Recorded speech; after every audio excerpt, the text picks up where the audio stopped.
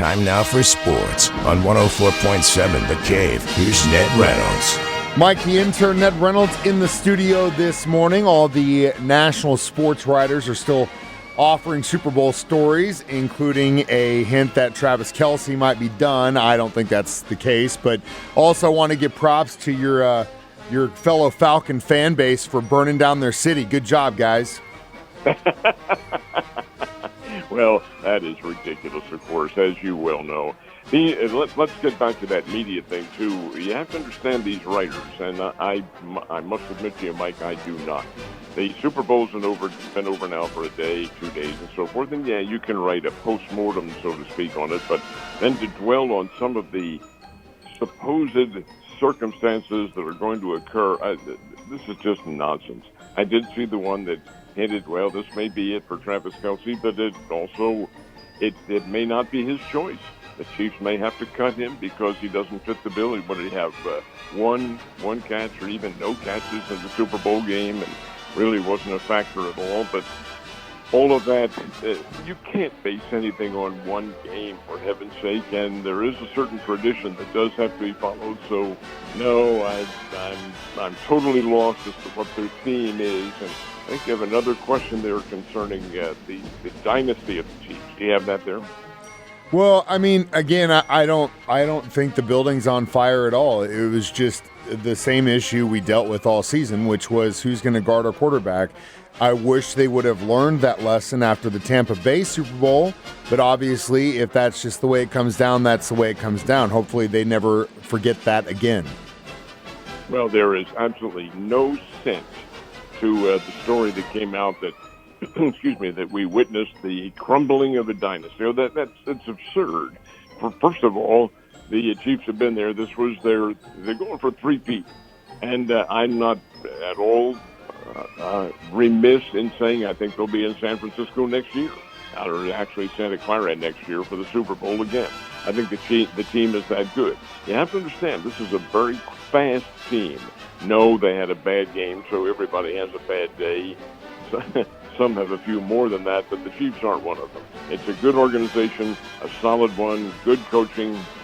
Seemingly, everybody will be back. There will be a few who get cut from the team, some of the old veterans, but, hey, that's part of the nature of any sport, not just pro football. And I'll tell you, I like what they have in the offing for them, and especially anxious to see when they play Philadelphia again next year. The game will be at Arrowhead, but when is it going to be? A lot of guys on the free agency for the Chiefs in that list is long. So they're going to have to buckle down, and Brett Veach is going to have to do what he does best. And hopefully that includes signing some protection for number 15. Someone who won't be back will be Mr. Aaron Rodgers, who the Jets have told they are no longer willing to work with. Does he know where he's going to land, or if anywhere? There are two front runners for him, and I love this because it kind of fits the bill as to the direction these teams are going. First of all, what is Rodgers? 40, 41 years old, somewhere around there. And what does he have remaining as a quarterback? He says he can still play. Well, the Pittsburgh Steelers seem to think that perhaps Aaron Rodgers is an answer to what they have. They've had Wilson this year, and he didn't get anything done. So perhaps if they're one of the teams, they appear to be a front runner for them. And so are the Las Vegas Raiders.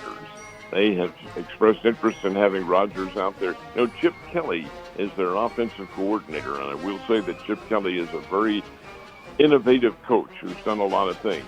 Can he get that done with them? We'll just have to see. But anyway, Rodgers appears to be the front runner with the Steelers and the Las Vegas Raiders. God, I'd love for him to land in Vegas so my D can just chase him down into the turf all day long. The college basketball rankings have some distinct Missouri ties, and what are they? They do indeed, and it's very interesting, too. First of all, the top two teams, this is the men's team, the top two teams in the country, you don't normally equate them with basketball. They are two of the fiercest arch rivals in football. But now, all of a sudden, things have changed. And Alabama and Auburn are 1 and 2 in the nation. Now, they're separate polls, but the one given the most credibility is the Associated Press poll. And they have retained Auburn as number 1 and Alabama as number 2. This is absolutely superior. I love all of this. Missouri Tigers are down to 21. They lost a couple of games last week, but they'll be back. I like the Tigers. I think they're going to make a name for themselves. I believe they'll make the NCAA tournament, and they can be a very dangerous basketball team in that competition. That's the men's side. On the ladies' side, the number 1 team continues to be UCLA. They are an outstanding basketball team. I don't think they're unbeatable, but they are very, very good. Then you have the likes of Duke and South Carolina and some of the other teams that are there. Notre Dame is number 2 in that. But the Missouri tie is a very interesting one. There is a team, and it's a university out in Phoenix, Arizona, which happens to be a huge university, but athletically, not such a big name. It's Grand Canyon University. Their women's team is number 25 in America for the very first time since they have been a Division I program, and that is now 12 years. So the Grand Canyon Antelopes, that's what they call them, ladies team is number 25 in the nation. Do you know who their coach is, Mike? No, but you're going to have to remind me. It's Molly Carter. That's what she was at Kickapoo. Oh, yeah. Molly Miller at Drury when she was a player in All-America, and later their outstanding coach.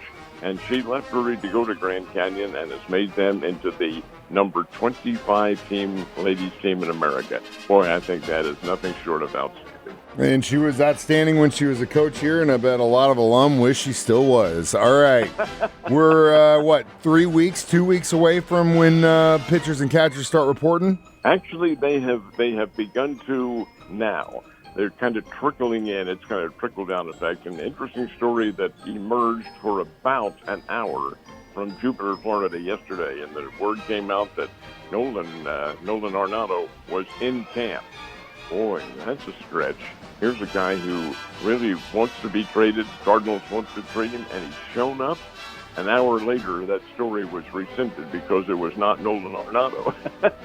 They checked, and oh no, he's home in California. He's waiting to see what will happen. And the reporter who filed that story, he had to eat crow big time. He said, "I'm sorry. I thought I saw him going into the clubhouse. Obviously, I thought wrong."